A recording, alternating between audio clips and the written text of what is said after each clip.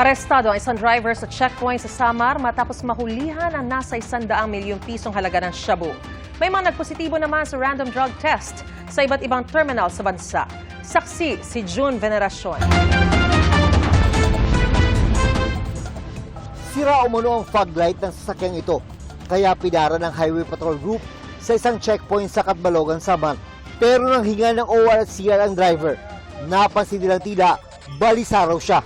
At nang inspeksyonin ang sasakyan, kasama ang K9 unit ng PIDEA. Nakuha mula sa loob ang umano'y 15 kilo ng shabu na nagkakahalaga ng 100 milyong piso. Arestado ang driver ng sasakyan. Ayon naman sa PIDEA Region 9, umabot sa 55 PUV driver ang nagpositibo sa droga sa isinagawang Oplan Harabas o drug testing sa iba't ibang bus terminal sa Zamboanga Peninsula simula nitong Lunes. Temporarily nakakonfiscate po ang kanilang mga driving licenses andun po sa LTO. Pero makukuha nila ulit once makomplete po nila ang kanilang intervention program. May drug testing din sa mga bus terminal sa Coronadal City at General Santos City at sa Lawag City, Ilocos Norte kung saan kasamang nag-inspeksyon ang mga K9 unit. Mahigpit ding sinisiyasat ang mga bus terminal sa Cabanatuan City at sa Cubao, Quezon City. 65,000 pulis ang nakadeploy ngayong Semana Santa sa buong bansa. At dahil nakabakasyon ang maraming taga Metro Manila, mga komunidad naman ang kanilang tututukan. I-intensify pa natin yung pagpapatrolya. Considering na alam natin na may mga kabahayan ngayon na wala pong mga tao. Dinagdagan din ang mga pulis na 24 oras na magbabantay sa mga lugar na maraming dayuhan tulad sa Binondo at Malati sa Maynila at sa Bonifacio Global City sa Taguig. We assure the public na ligtas po yung dinadaanan po nilang kalsada. And again, andun po yung ating kapulisan na nakadeploy po doon, covertly at saka overtly po.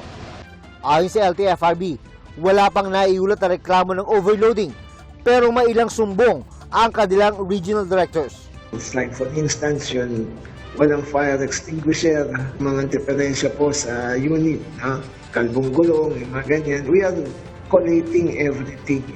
Para sa GMA Integrated News, ako si June Veneracion, ang inyong saksi. Kaliwat kanan man ang aktibidad sa Boracay ngayon long weekend, di pa rin nalilimutan doon ang Semana Santa. Ang pinakahuling sitwasyon sa live na pagsaksi ni John Sala ng GMA Regional TV. John? Maris, buhay na buhay ang nightlife ngayon dito sa isa ng Boracay. Kanya-kanyang pakulo ang mga bar owners at establishments upang makahikayat ng mga customer. Lalo na at pagdating ng Biyernes hanggang Sabado, bawal muna ang mga party sa isa ng Boracay. Sabay sa pamamanatang pagkakataon din ang marami na makapagpahinga tuwing Semana Santa.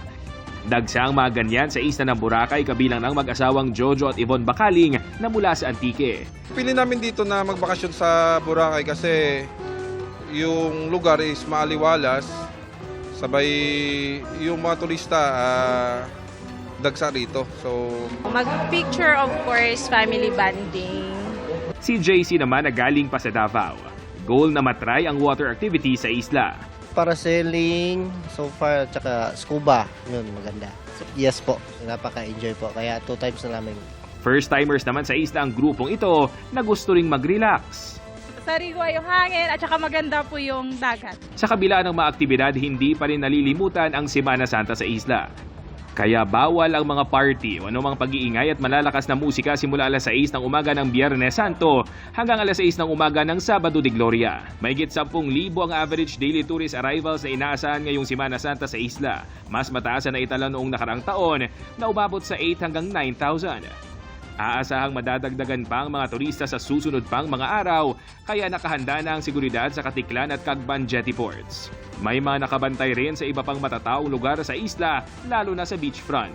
To ensure public safety po and peace and order, we deployed more than 200 PNP personnel po para po masigurado natin na ang ating mga turista ay maging safe and secure. At the same time, makapag-nilay-nilay din po during this during this Holy Week. Maris, mahigpit naman na nagbabantay ang PNP at ang mga security personnel ng mga bar at establishments upang masiguro na walang gulong mangyayari habang nag-e-enjoy ang mga turista. Yan ang latest dito sa isa ng Boracay. Para sa GMA Integrated News, ako si John Sala ng GMA Regional TV, ang inyong saksi. Naranasan ang fog sa sobrang lamig sa Baguio City. Sa gitna nito, tuloy ang pamamanata ng mga umaakyat sa grotto para sa kani-kanilang hiling. Mula sa City of Pines, saksi live si Mav Gonzalez. Mav! Marisa, ngayon maluwag pa ang parehong Cannon Road at Marcos Highway paakyat ng Baguio. Mas marami pa nga yung mga bumababa galing dito. Bukas inaasahan na dadagsa ang mga turista, pero ngayon pa lang, meron ng mga umakyat sa Lourdes Grotto para magdasal.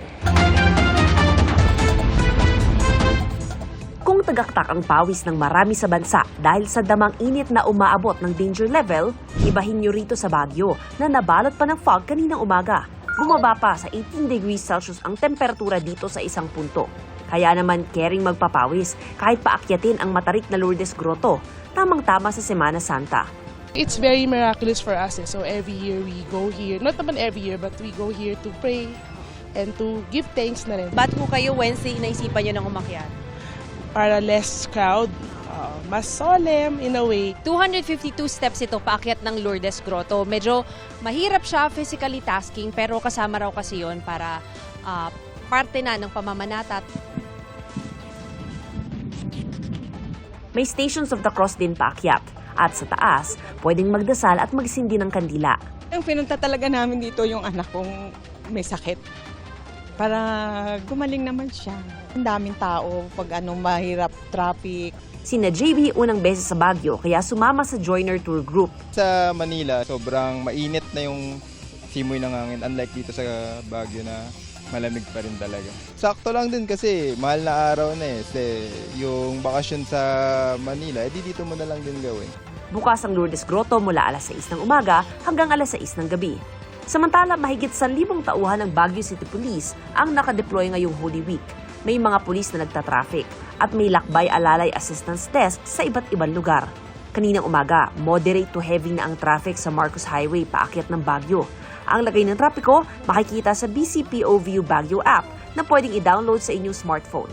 Maya't mayari ng paalala laban sa accommodation scam. Maris, paalala naman dun sa mga gustong magdala ng sasakyan dito sa Baguio City, epektibo pa rin po ang number coding kahit holiday, mula alas 7 ng umaga hanggang alas 7 ng gabi. Hindi po exempted dyan ang mga turista. At live mula rito sa Baguio City para sa GMA Integrated News. Ako si Mav Gonzalez, ang inyong saksi. Ngayong Semana Santa, marami ang namamanata at nagpupunta sa simbahan. Bit-bit ang kani-kanilang mga hiling. Napapalalim ang pananampalataya ng mga natutupad ang panalangin. Pero paano kung ang ipinagdarasal hindi natupad? Nagbabalik ang saksing si Nico Wahe.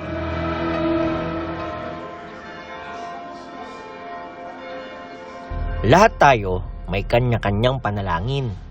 Para sa sarili, sa pamilya, sa buhay na mas maginhawa. Pero sa oras ng katahimikan, kapag tila walang tugon ng langit, minsan, nasusubukan ang ating pananampalataya. Para kay Marcedita, depende yan kung gaano kalalim ang ating personal na relasyon sa Diyos. Lahat naman tayo, si Lord, lahat ng ating sandigan. Kaya, kahit matagal po ang blessing ni Lord na ibibigay, yung buhay natin, number 1 na yan na blessing. Sa tagal daw niyang nagsisimba sa National Shrine of Our Mother of Perpetual Help o Baclaran Church, naranasan na raw niya ang mapagbigyan sa kanyang mga kahilingan. Pero meron din siyang mga hiling na hinihintay pa niya ang katuparan. Hindi naman po agad-agad ibigay ni Lord. Siyempre, may sacrifice pa rin. Hintayin lang po. Salamatan din po ang Panginoong Diyos dahil ibibigay naman niya kahit matagal-tagal. Sabi naman ni Gemma, nakadadagdag ng lakas ng pananampalataya ang bawat natutupad na kahilingan. Nakatapos na raw ang kanyang mga anak at may kanya-kanya ng pamilya. Panalangin niya tuwing Miyerkules at Linggo noon pa na natupad. Ngayon naman, kalusugan ng mga anak ang iniluluhod. Ang hiniling ko lang yung pangalawa kong anak. Kasi bata pa yung anak kong pangalawa, may maintenance na siya ngayon. Kaya hiniling ko sa Panginoon, bigyan lang mo siya ng malakas ang katawan na hindi siya magkakasakit lagi. Pero sapat bang basihan ng pananampalataya ang mga natupad na dasal. Answered prayers kasi, doon tayo minsan humuhugot kasi. Yung mentality natin, she is to believe. That's commonly na parang on open grounding din for faith. Pero I think the deeper sense is, parang yun nga, a sense of hope. Then, you try to believe that there will be someone na mas mag-elevate siguro sa buhay mo along the way. Wala naman daw mali rito. Mas pinalalalim mo kasi. That you become more thankful because, not because your answered prayers, but the whole process. You learn to believe that there's always be a greater being beyond yourself. Na merong a driving force sa iyo. That your faith is not necessarily based na kung may answered prayers lang. But nagiging mali raw ito kung hindi natin makita ang ibang bagay na inilalaan ng Diyos para sa atin. May pagkakataon daw talagang hindi naman agad ibinibigay ang gusto natin. O hindi pa panahon, o hindi para sa iyo. You also have to be really to discern. Ito ba yung kagustuhan talaga ng Diyos? Ito ba yung kagustuhan mo lang? And be able to really reflect on it na along the way we're able to see more deeper. Sa huli, ang pananampalataya ay hindi lang hinggil sa mga tinugunang panalangin, kundi sa pananatiling naniniwala, kahit walang kasiguraduhan. Sa dami ng humihiling sa Panginoon araw-araw, panigurado pa rin naman na naririnig niya tayo. Kung kailan matutupad, siya lang ang nakakaalam sa tamang panahon. Para sa GMA Integrated News, ako si Nico Wahe, ang inyong saksi.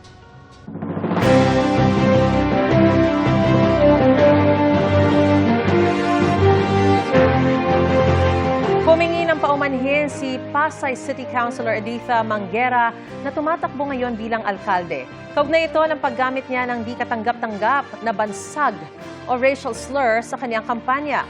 Ayon kay Manguera, wala siyang intensyong makasakit ng damdamin lalo na sa mga Indian National. Wala pa raw siyang natatanggap na show cause order mula sa COMELEC pero handa raw siyang sagutin ito kapag dumating na. Ako po ay humihingi ng paumanhin. Wala po akong masamang interes. Yan pong aking nasabi na yan ay sigaw at damdamin po ng mga tiga-lungsod ng Pasay. Sa totoo po, yung napanood yung video, yun po'y putol. Hindi po talaga yun ang pinakabuod ng aking sinabi. Sa ating pong mga Indian National, ako po'y walang galit, wala akong pagdaramdam sa inyo.